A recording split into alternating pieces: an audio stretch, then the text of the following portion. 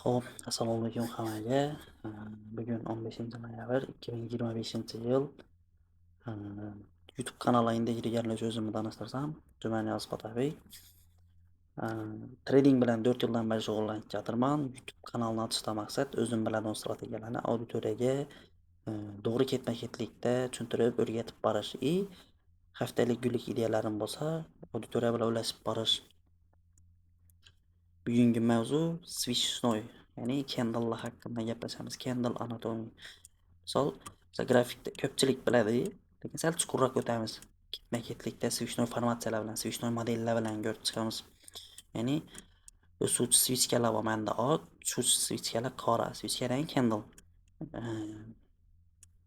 Xuddi shu candleni birinchi yasalishidan gap chiqamiz. Candle o'zini ishlab yasalgan.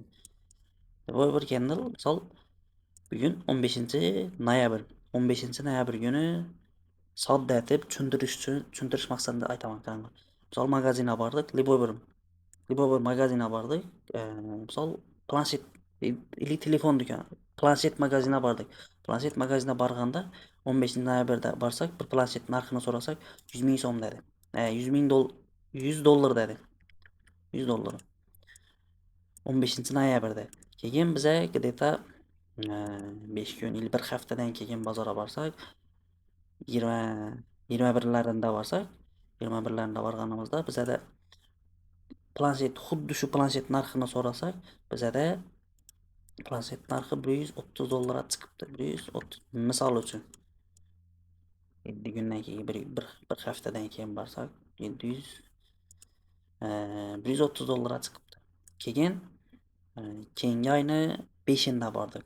Ya'ni где-то orada 10 kundan keyin ham bozorga shu magazinga borsak, xuddi shu planshetning narxi bo'lishi mumkin 60 dollar. Misol uchun.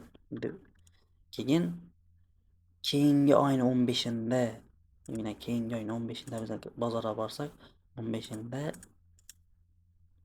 xuddi shu planshetning narxi 85 dollar. 85. Ya'ni e'tibor bersak, bozorning ochilish narxi 100 dollar, yopilish narxi 85 dollar. Bozor bir oy davomida, ya'ni bu oyning 15-dan keyingi oyning 15-gacha bo'lgan davrda 15 dollarga arzonlagan. Ya'ni bozor tushuvchi, qora candle shakllantirib bergan. Shu bir oy davomidagi eng maksimum narxi 130 dollar. Bir oydagi eng minimum narxi 60 dollar bo'lgan. Bu misol uchun, mana shunday ekan deb gaplashadilar. Misol uchun, insonlar tushunarli bo'lishi uchun shu shaklda ko'rsatdim. Endi buni switchnoy formatsiyasini ko'radigan bo'lsak, bozorning ochilish narxi 100 dollar, bozorning yopilish narxi 85 dollar. Bozor 100 dollarda ochilgan, 85 dollarda yopilgan. Bozorning bir oy davomidagi eng minimum narxi 60 dollar bo'lgan. Bozorning bir oy davomidagi eng maksimum narxi 130 dollar bo'lgan. Bozorning ochilish narxi, yopilish narxi switchlar xuddi shuning ko'rinishida shakllanadi. Endi biz hozir ko'rib turganimiz bu oylik candle, oylik switchlar tushuntirdim. Bu bo'lishi mumkin haftalik, kunlik, 4 soatlik, 1 soatlik, 5 minutlik, 1 minutlik farq yo'q. Misol minutlikda bo'lganda birinchi 10 sekundda asosiy minimum yasashi mumkin. Oxirgi misol oxirgi 10 sekundda maksimum yasashi mumkin. Ishlar bir shaklda qilish mumkin. Bozorning ochilish bilan yopilish narxi orasidagi masofa tanasi, switchning tanasi deyiladi, candlening tanasi bo'ladi.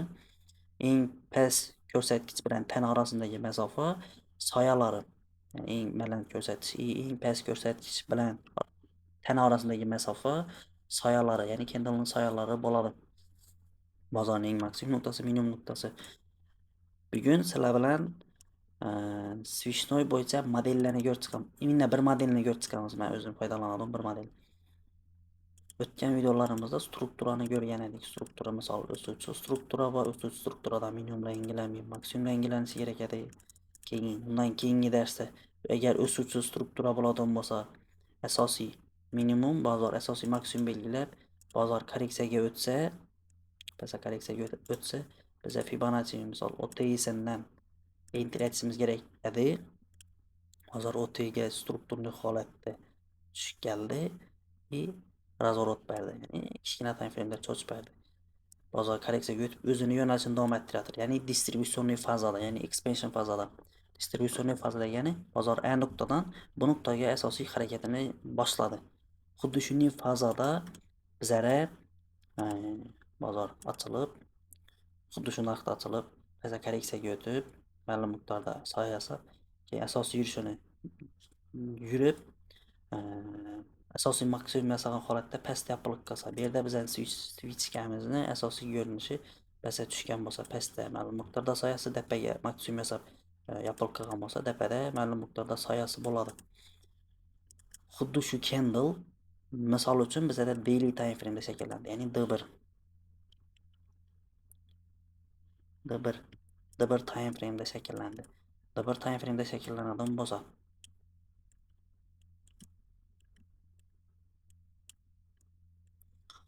xuddi shu candle'imizni maksimumi agar daily time frame da bo'ladigan bo'lsa, previously daily high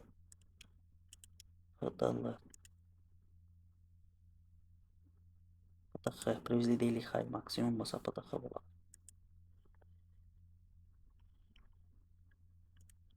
Agar minimum bo'ladigan bo'lsa, previously daily low, ya'ni o'tgan kunni minimumi, o'tgan kunni maksimum, o'tgan kunni minimum bo'ladi. Previously daily low bo'ladi. Bu candle xuddi shu ko'rinishda yapildi. E'tibor beramiz, bozorni range yo'q holatida emas. Range yo'q holatdan keyingi fazada, ya'ni distribusionniy fazada, asosiy yurish boshlanadigan fazada. Ya'ni xuddi shu fazada shakllansa, bizga kerak candle. Impulsivni yurib, maksimum yasab, soyasi holatda pastga yopiq qolsa, bizda o'suvchi trend bo'lgani uchun previously daily high, ya'ni PDH target bo'ladi. PDH target sifatida foydalansak bo'ladi. Ya'ni target degani bozor bu candle yapılsa, bize keyingi candle'da pozitsiyaga kirajakmiz. Ya'ni buy girishimiz kerak. Yo'nalish buy PDH gacha. Bozor agar chuqurroq korreksiyaga o'tsa, avval o'rgangan narsalarimiz, o'zlarimiz biladigan modellar bo'yicha pozitsiyaga kirib olishimiz kerak. Target zonamiz buy'imiz previously daily high bo'ladi. Ya'ni PDH ni yangilashi bo'ladi. Bundan keyingi candle'ning zadanasi PDH ni yangilash, PDH ni yangilab, keyin stable formatsiya bersa, bundan keyingi kun biza xuddi shu bergan formatsiya bo'yicha savdo etishimiz kerak bo'ladi. Agar bugunning switchasi yapildi, bundan keyingi kunimiz ham xuddi shunday candle shakllantirib bersa, bizda 3-kunimiz ham ya'ni buy savdo etishimiz kerak bo'ladi. Ya'ni previously daily high ni target etgan holatda undan keyingi kun ham buy pozitsiya qilamiz. Bu videoda nisab entry etish emas, yo'nalishni aniqlash to'g'risida gapiramiz. Ya'ni bozor yo'nalish previously daily high. Agar razvorotli model bo'lsa yo boshqacha model bo'lsa, ularni ham asta-sekinlik bilan ko'ramiz. Bugun asosiy yurishlarda, asosiy oqima qo'shilib olish haqida gaplashamiz. Ayrim vaqtlar bozor birinchi candle'imiz yapildi, ikkinchi candle ochilajak vaqtda ikkinchi candle'ning targeti birinchi candle'ning maksimum bo'ladi. O'suvchi trendda expansion fazada, ya'ni distribusionniy fazada. Agar ayrim vaqtlar e'tibor bersak, switchga chuqurroq korreksiyaga o'tadi, ayrim vaqtlar umuman korreksiyasiz ketishi mumkin.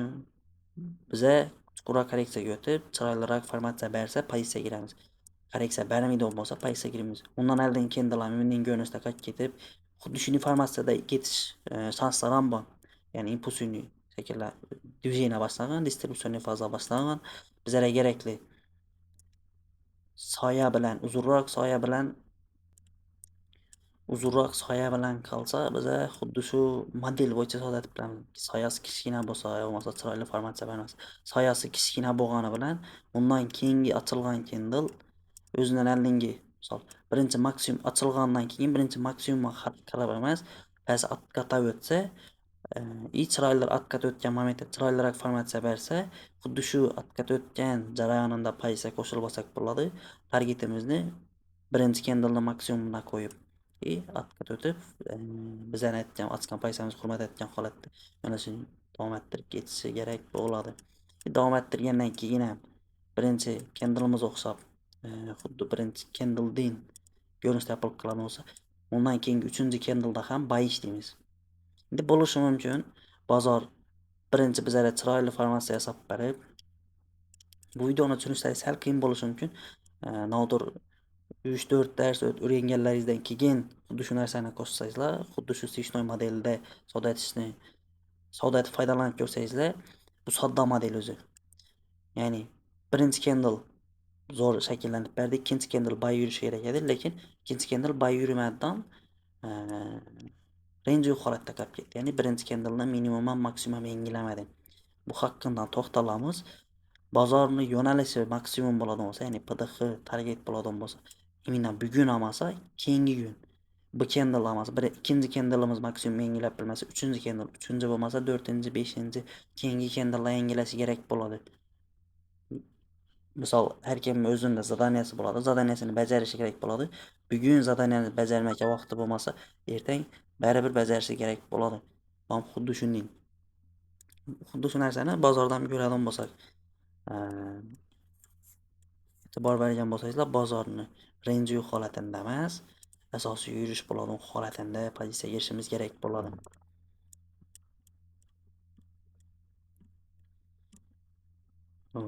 Misol, range holatdan chiqib bozor impulsini yo'lashini davom ettirgan. Xuddi shu momentda impulsini yurish boshlagan momentida biza PDL deb qarab, previously daily low deb qarab, daily time frame o'tiradigan bo'lsak, PDL deb qarab, bozor atqat o'tgan vaqti sell pozitsiyaga qo'shilib olsak bo'ladi. Endi bu video mendan necha pozitsiyaga kirish to'g'risida emas, yo'nalish topish to'g'risida. 1 2 3 4 candle range holatda qolib asosiy yurishini olib bergan va bir yo'nalish to'g'ri bo'lgandan keyin именно shu candle olmasa, undan keyin candle yangilash kerak bo'ladi. Undan keyingi candle ham impulsini yurib, soya yasagan holatda yopilib qolgan. Undan keyingi candle'ning targeti PDL bo'ladi. Именно shu candle'ning o'zi PDL'ni yangilab bilmagani uchun undan keyingi candle'lar PDL'ga qarab yurgan. Ya'ni PDL yangilandi. Yangilagandan keyingi holat ham shunday. Bozor range holatdan chiqib holatdan chiqib asosiy yurish o'tdi. Soya yasagan holatda tepada yopilib qoldi. Bundan keyingi candle'ning zadaniyasi o'zidan oldingi switchni minimum yangilab bergan. Bu range holatga kirdi, biz bilmaymiz. Yana ham range holatdan chiqib asosiy yurish o'tdi. Undan keyingi candle'ning zadaniyasi PDLni yangilash. İçində kichkina time frame, misol daily time frame'da o'tirgan bo'lsak, M15, M5 time frame'larda tasdiq bilan enter etsak 1 ga 5, 1 ga 4, 1 ga 3, 1 ga 2 yer bilan ham pozitsiyaga kirib qo'shilib olsak bo'ladi. Yani bozor impulsini yo'nalishi asosiy yurishi o'tgan, undan keyingi soya yasab, tanasi dapada qolgan. Undan keyingi candle'ning targeti o'zining an'anaviy switchni minimum bo'ladi. Bu minimumni yangilab bergan. Endi shuni ichida enter etib olish kerak bo'ladi. Buni chuqurroq o'rganishlaringiz uchun xuddi shunga o'xshash candle'larni belgilab olib, turib, korobkaga bilan belgilab qo'ysam, ichini o'tib necha informatsiya bo'lgan, pozitsiyaga kirib olish uchun necha informatsiya bo'lgan, bekitib chiqishlaringiz kerak bo'ladi. Ko'p xuddi shu narsa ustida ishlasangizlar, bu strategiyadan win rate yuqori. Bozordan misol qaranglar. Shu yerdan, shu maksimumdan, shu 3 kasanning o'zida 1 2 3 4 где-то 5 marta shakllangan, lekin bu o'zida где-то 40 dona candle bor. 40 dona candledan 5 tanasi bizara kerak bo'lgan candle bo'lgan. Ya'ni daily time frame'da 20 kunda misol 3 dona 2 marta xuddi shu model bo'yicha entry model berish mumkin. Agar biz to'g'ri kunda savdo etadigan bo'lsak, kun ichida savdo etadigan bo'lsak, именно shu model bo'yicha 5 pozitsiya bir oyda yaxshi narsa men uchun. O'suvchi trenddan xuddi shunday. Biz hozir EURUSDni 4 soatlik time frame'da o'tiribmiz. Bir narsani tushuntirsakman, men bir time frame'da bo'lsa previously daily high, previously daily low bo'lib targetni PDX, PDL deb qarasak bo'ladi dedim. Именно daily time frame uchun emas. Biza bu modelni men neda qo'yib turibman qaranglar. O'suvchi struktura bozorni asosiy buy etadigan levelga kelgan. Bu yerdan qo'shilib bilmasak, undan keyingi yo'nalishda nechtir bir holatida qo'shilib ketamiz degan ma'noda ber turibman. Ya'ni hamma narsa buy ber turibdi. Struktura ham buy levelga kelgan, struktura razворот etgan, expansion fazaga o'tib, hurmat etgan holatda asosiy yurishni yurib berdi. Undan keyingi candle misol maksimum yasab yopilgan bo'lsa, undan keyingi candle ham korreksiyaga o'tadi. targeti PDH bo'ladi. Ya'ni previously daily high korreksiya o'tgan holatda buy bo'ladi. Biz o'suvchi strukturani xuddi shu yerida entry etib olamiz. Masalan, tutmasa hamma narsa bayabar turibdi bizada. И как doливка etish uchun o'zi bu yerdan entry boshqa model bo'yicha entry etgan bo'lsak, bu yerdan именно shu model bo'yicha entry etib olsak bo'ladi. Bu o'zidan oldingi targetini yangilab ketadi. Именно shu kuni yangilamasa, undan keyingi kuni yangilashi kerak bo'ladi. Именно shu yerda entry etishimiz kerak. Ya'ni bu hal asosiy targetdan olmadi. Targetdan olmagan holatda bozor korreksiyaga o'tib, o'zidan oldingi maksimuma hujumi o'tgan holatida biz bir pozitsiya ushlab olsak bo'ladi. Agar o'zidan oldingi maksimum yangilab bilmayin, misol Fibonacci'ni 0 уровенini yangilab bilmayin, yana bozor chuqurroq korreksiyaga o'tib yopilib qoladigan bo'lsa, bundan keyingi candledan xuddi shunday tirib entry etib olsak bo'ladi. Bu videoda aytganimning to'g'ri yo'nalish topish bo'ladi. Misol 1 oy davomida. Xo'p, bugungi mavzuimiz shundan iborat edi. Switchnoyni undan tashqari ham modellari bor, ya'ni bu expansion fazadagi bo'ladigan bo'lsa, distributsiyaning fazada shakllanadigan candle bo'ladigan bo'lsa, bunda razvorotda shakllanadigan modellarimiz bor. Range holatda entry etadigan candlelarimiz bo'ladi. Ikki taraflama yangilab qo'ygan candlelarimiz bo'ladi. Switchnoyni formatsiyasi turi ko'p. Hozircha birisini ko'rib chiqdik. Aktiv bo'lib tursangizlar, undan keyingilarni ham ko'rib chiqamiz. Telegram kanali o'tadigan bo'lsangizlar, Telegram kanalda ham xuddi shu model bo'yicha entry etgan pozitsiyalarni Telegram kanalda ko'pincha e'tibor beradi ko'pchilik. Men nechik savdo etishimni biladi ular. PDL desam, bugun EURUSD PDL target desam, misol значит selishlayapman. PDLgacha, ya'ni switchnoy holatda, misol o'sha yerda pozitsiya chiqqan bo'lsam, PDLni target etgan holatda pozitsiya olaman. Kanaldan eshittirib bir previously daily high target bo'ladi desam, o'tgan kunni maksimumni target etib, xuddi shu bo'yicha entry etib olsak bo'ladi. Signal bergandan ideya o'rgatgan, как nishab entry etishni ko'rsatgan osonroq men uchun. Ya'ni biz hozirgi holatda ham misol hozir H4 da o'tiradik, dailyga o'tib ko'ramiz. Qaranglar, dailyda ham xuddi shunday bo'lgan. Bozor asosiy yurishi o'tgan, daily time frame'damiz. Xo'p, toshdi. Badal impulsini tushib, low yasab, yopilib qolgan. Undan keyingi kun korreksiyaga o'tgandan o'zidan oldingi PDLni yangilab bergan. PDL yana H4 time frame'da ko'rgan holatimiz edi. Undan keyingi kun ham targetimiz PDL bo'lgan. Ya'ni bozor switchga minimum yasab, tepaga korreksiyaga o'tib yopilib qolgan bo'lsa, undan keyin candle ozgina korreksiya bilan PDLni yangilab bergan. Previously daily low. Undan keyingi kun ham xuddi shunday holat. Asosiy yurish impulsini yurib bergan. Soya yasab, tepada yopilib qolgan. Undan keyin korreksiyaga o'tib, ozgina soya yasab, PDLgacha tushib bergan. Yo'nalishini ham davom ettirgan. Undan keyingi kun ham xuddi shu holat. Buni ham yana sizlar bilan ish holatini ichini o'tib ko'ramiz degan holatimiz edi. Ya'ni H4 da shuni ramkaga belgilab qo'ygan holatimiz, impulsini yurib, low yasagan, undan keyingi switchga buy yetishi kerak. Lekin qaranglar, low'ni yechib, zadaniyasini bajarib, keyin buy razvorot bergan. Keyindan keyin candle уже PDHgacha bo'lib ketadi. Bu o'suvchi strukturada CRT model bo'lib qoladi. Xo'p, impulsini buy yurib bergan. Endi bu yerda trend o'suvchi expansion fazaga o'tgan. Bu razvorot emas, expansion fazaga o'tgan hisobini PDH, previously daily high target bo'ladi bozor. Undan keyin ikkinchi candle'imiz korreksiyaga o'tib, PDHni yangilab bergan. Langoy bo'lib yopilib qoldi. Keyingi kuni uchun, ya'ni zadaniya bergan. Keyingi kun range holat buy. Ikkinchi kun o'zidan oldingi maksimum yangilab bilmagan, uchinchi kun buy yurgan. Endi bu yerda bu birinchi candle bo'ladi. Ikkinchi kun o'zidan oldingi maksimum yangilab bilmagan, bu candle yangilagan. Bu yerda ham shunday. Payshanba kuni, bugun shanba bo'ladigan bo'lsa, payshanba kunlik candle'imiz как maksimum shakllantirib, soya yasab, sal pastroqda yopilib qolgan bo'lsa, undan keyingi kun targeti maksimum edi, previously daily high edi. Bu targetini olib bilmay pastda yopilib qoldi. Sonra keyingi kun baribir bu maksimum yangilanishi kerak. Endi nereden entry etib olinadi? Misol bo'lishi mumkin. Bu yerda imbalans zona qoldirgan. Keyingi birinchi kun haftamiz ochilishi bilan pastda sarto yurib, PDHgacha ketishi mumkin.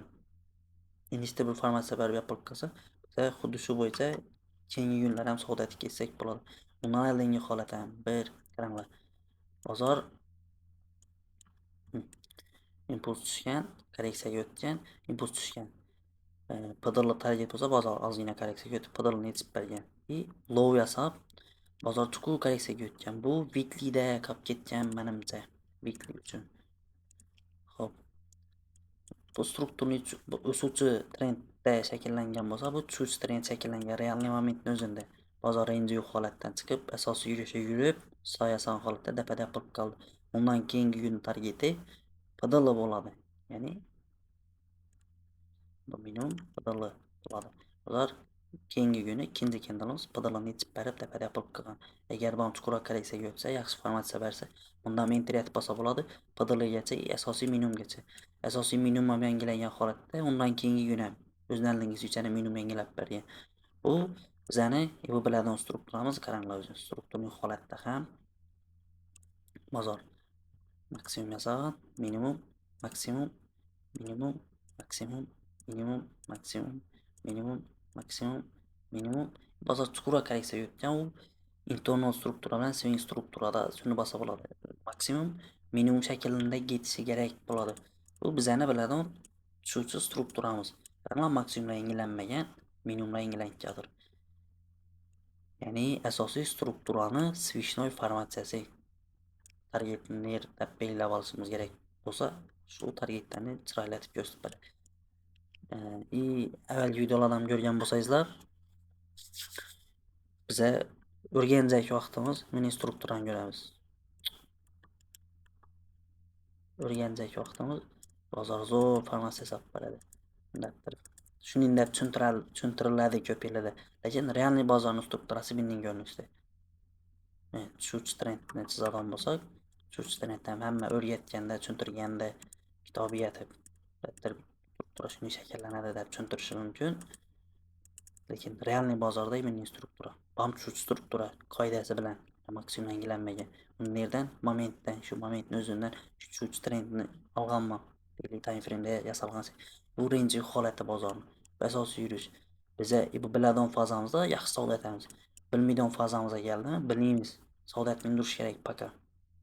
Bu holatda ham ko'rib chiqamiz hali. Xo'p, bugungi mavzu shundan iborat edi. Hammaga rahmat. Savollar bo'lsa, kommentariyaga yozsa, yoki Telegram kanalda adminning linki bor, shunga yozsalar, qo'ldan kelgancha yordam beriladi. Hammaga rahmat.